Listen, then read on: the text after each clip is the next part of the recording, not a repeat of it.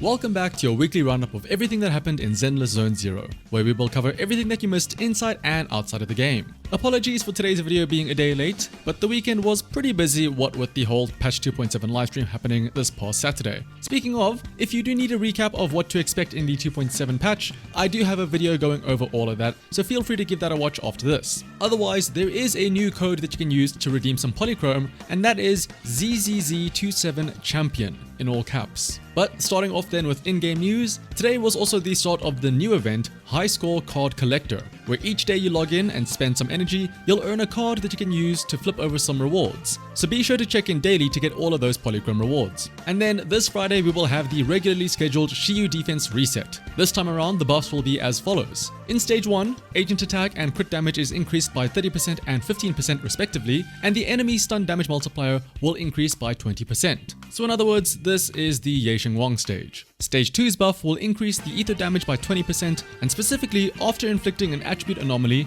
the agent will restore 20 energy and all squad members' attacks will increase by 35%. So in other words, this is your token anomaly team stage. And the last stage 3's buff will increase ice and ether damage by 15%, and furthermore, while agents are in ether veil, their crit damage will increase by 40% and their sheer damage will increase by 20%.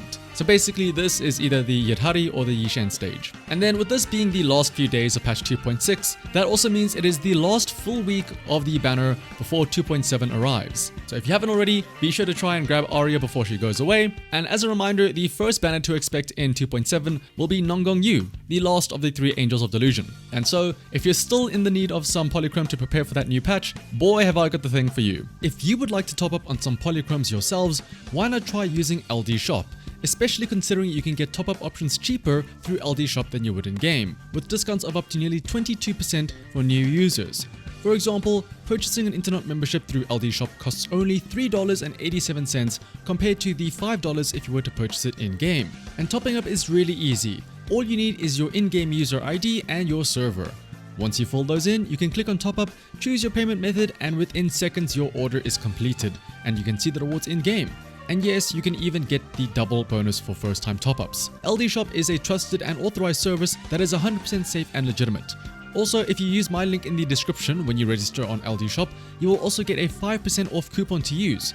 And if you spend over $80, you will also gain a VIP membership which can earn you free internet memberships and regular coupons. Once again, you can check out the description and the pinned comment to start saving with LD Shop. Moving on to social media news though, there are a few things to go over. Firstly, this past Saturday, not only was it the 2.7 livestream, but it was also March 14th, which is Pi Day for all of you nerds out there, and also White Day, the month after Valentine's Day. I only bring this up because I find it very funny that on White Day, an image of Harumasa holding a bouquet of white flowers was posted the same day that there was a stream introducing a new electric attacker agent and also announcing a rerun for a different electric attacker that isn't Harumasa. So clearly they do remember him, but just not enough to want to do anything with him in-game or give him a rerun or anything like that. Otherwise though, another post for this week was Caesar's birthday, which is actually today. So happy birthday to Caesar, as well as anybody else who has a birthday this coming week. And then we have a few sets of wallpapers, one featuring the Encore For an Old Dream wallpapers from the patch,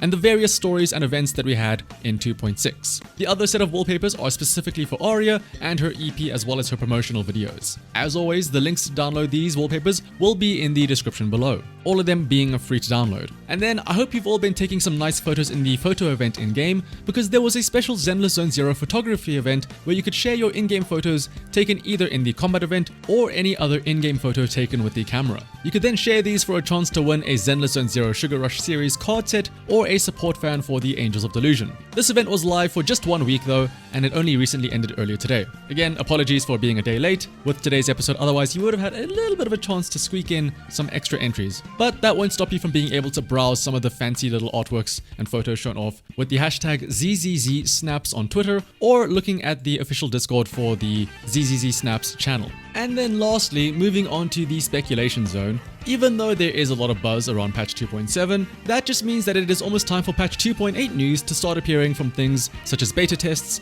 or even drip marketing.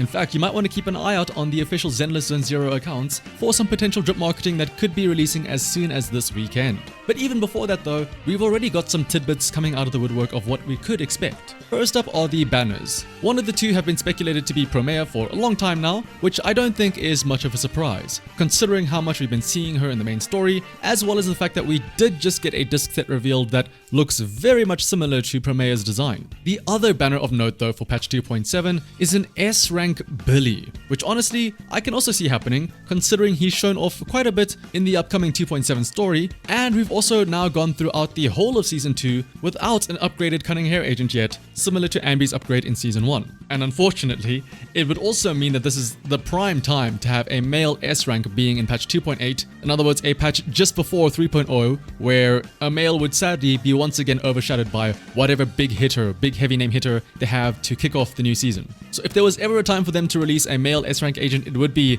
in 2.8 before they inevitably get overshadowed. Speaking of upcoming 3.0 characters though, a name that has appeared for an upcoming unplayable character called REMIELLE has appeared. At the time when the name was revealed, no information about this character was known except for the fact that they would have a skin that was black. And now, after seeing the 2.7 livestream, looking at the trailer for the patch, this could indicate that the pink-haired girl in the trailer could be the REMIELLE that we are thinking of now. Especially since one of the shots does show her off in a black outfit with small little wings. Now, whether or not she is the first 3.0 agent or one of the future Season 3 agents, maybe with the little blonde girl and the long white-haired lady as the headliners for Season 3, only time will tell. But again, this pink-haired, supposedly REMIELLE, did have a lot of screen time and does look like she will be playing an important role, so I would not be surprised if she is the headliner of patch 3.0.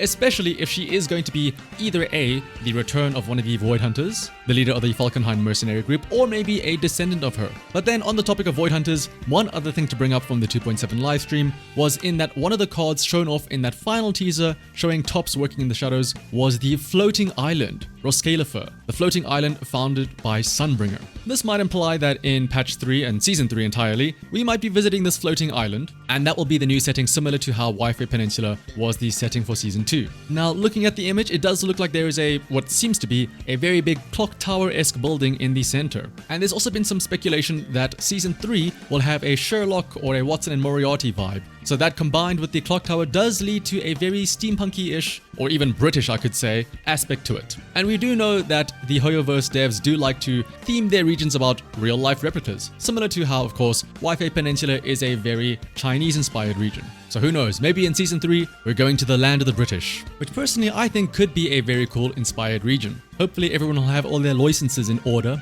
But of course, only time will tell what will happen in Season 3 though. But otherwise, if you made it to the end of the video, thank you all for watching. If you enjoyed it, liking, commenting and subscribing is greatly appreciated. But until next time, bye bye!